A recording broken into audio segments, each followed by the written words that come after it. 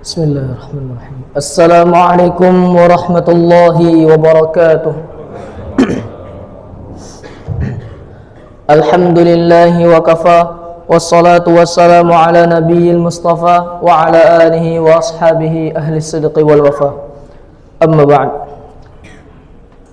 Di waktu yang insyaAllah berkah ini, marilah kita bersyukur kepada Allah atas karunia nikmatnya yang tak terhingga. Di antaranya nikmat iman, nikmat Islam, nikmat sehat dan nikmat kesempatan yang sampai saat ini Allah masih mengizinkan kita untuk berkumpul dan untuk salat berjamaah di masjid yang insyaallah diberkahi ini. Salawat serta salam tak lupa kita panjatkan kepada Nabi kita Nabi Muhammad sallallahu alaihi wasallam wa ala alihi wa ashabihi wa man tabi'ahu bi ihsanin ila yaumiddin. Marilah kita lanjutkan tadabbur kita pada Quran surah Al-Imran ayat 31 yang bertema jalan menuju cinta Allah. Allah Subhanahu wa taala berfirman, A'udzu billahi minasy syaithanir rajim. Bismillahirrahmanirrahim. Qul in kuntum tuhibbunallaha fattabi'uni yuhibbukumullahu wa yaghfir lakum dhunubakum wallahu ghafurur rahim. Katakanlah Muhammad, jika kamu mencintai Allah, maka ikutilah aku. Niscaya Allah mencintaimu dan mengampuni dosa-dosamu. Allah Maha Pengampun, Maha Penyayang. Quran surah Al-Imran ayat 31. Para jemaah salat subuh yang dirahmati Allah Subhanahu wa taala. Cinta bukan sekadar kata yang manis di bibir, bukan sekadar air mata di sepertiga malam, tapi jalan panjang yang harus ditempuh dengan tekad, pengorbanan dan kesetiaan. Allah Azza wa Jalla tidak meminta kita sempurna, tapi jujur dalam mencintainya. Dan cinta itu harus dibuktikan bukan hanya pada saat lapang, tapi juga saat sempit. Bukan hanya ketika ramai, tapi juga dalam sunyi. Ikutilah Nabi, maka Allah Azza wa Jalla akan mencintaimu. Ayat ini seperti pelita di jalan malam.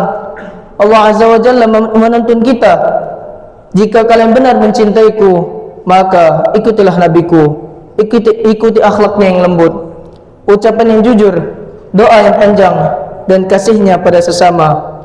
Ikutilah Rasul dalam kesabaran saat dicaci, dalam keteguhan saat diuji, dalam kepedulian pada tetangga, anak yatim dan duafa, dalam kejujuran dagang, keadilan bicara, dan kelembutan memimpin. Amalan yang menumbuhkan cinta ilahi. Jika engkau ingin dicinta Allah Azza wa Jalla, maka amalkannya apa yang dicintainya. Salat tepat waktu bukan karena rutinitas, tapi sebagai perjumpaan yang kau rindukan. Puasa dengan jiwa yang ikhlas bukan hanya menahan lapar, tapi menundukkan nafsu dan membuka ruang bagi rohani tumbuh. Sedekah diam-diam yang tak perlu disorot, cukup Allah Azza wa Jalla yang tahu. Memaafkan meski sakit, karena itulah jalan para cinta sejati. Menghidupkan malam dalam sujud bukan karena kuat, tapi karena rindu. Dan Allah Azza wa Jalla akan mencintai kita. Jika cinta sudah bersambut, maka Allah Azza wa Jalla akan mencintai kita. Dan jika Allah Azza wa Jalla sudah mencintai kita, apalagi yang kita risaukan? Dosa-dosa kita akan diampuni, doa kita akan diangkat, langkah kita akan dijaga, hati kita akan diberi ketenangan yang tak bisa dibeli. Jadilah pecinta yang setia. Wahai diri, tak cukup mengaku cinta tanpa mengikuti, tak cukup mengaku rindu tanpa meneladani. Maka mulai hari ini ikuti langkah-langkah Rasul kita, karena di sanalah jalan menuju cinta Allah Azza wa Jalla, dan cintanya lebih berharga dari dunia dan seisinya. Ya Allah, aku memohon agar dapat mencintaimu dan mencintai orang-orang yang mencintaimu, dan mencintai amal yang dapat mendekatkan diriku kepada cintamu. Sebelum kita tutup, marilah kita bermunajat kepada Allah Subhanahu wa ta'ala. A'udzu billahi minasyaitonir rajim. Bismillahirrahmanirrahim. Alhamdulillahi rabbil alamin, hamdan syakirin, hamdan na'imin, hamdan yuwafi ni'amahu wa yukafi mazidah. Ya Rabbana lakal hamdu wa lakal syukru kama yanbaghi li jalali wajhikal karimi wa 'azimi sultanik. Allahumma salli ala sayyidina Muhammad wa ala ali sayyidina Muhammad. Ya Allah yang maha besar dan maha kuasa, kami mohon kepada Engkau ya Allah untuk para musyrif, pemberi wakaf, orang tua asuh, donatur, pembina dan pengurus yayasan, pengurus ponpes, bapak ibu jamaah salat subuh Masjid Darul Abror, dan umat muslimin dan muslimat. Diampuni dosa-dosanya, dosa besar, dosa kecil, disengaja ataupun tidak disengaja. Diberi hidayah agar dapat melaksanakan semua perintah-Mu dan meninggalkan semua larangan-Mu.